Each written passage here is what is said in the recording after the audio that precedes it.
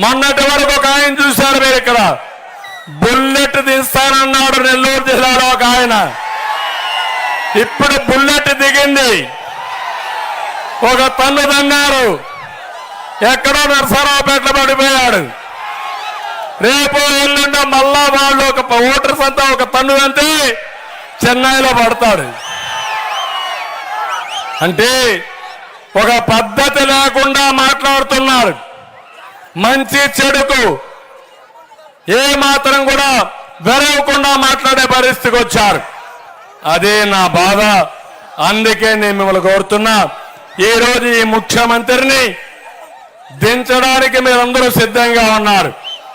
నేను అదే సమయంలో వీళ్ళని విమర్శించడమే కాదు, నేనేం చేయబోతున్నానో మీకు చెప్పాల్సిన బాధ్యత నా పైన ఉంది.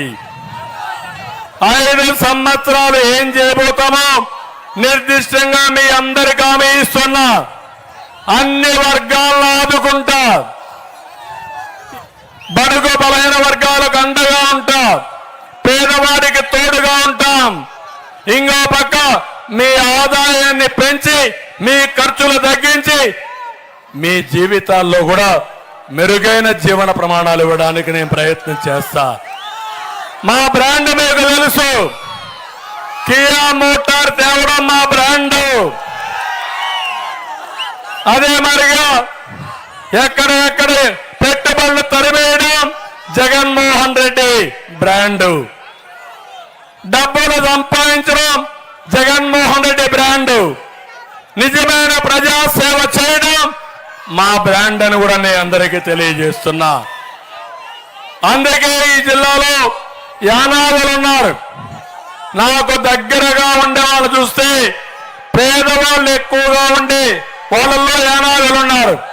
వాళ్ళ కోసం నేను ప్రత్యేకంగా ఒక ఐటీడీఏ పెట్టాను.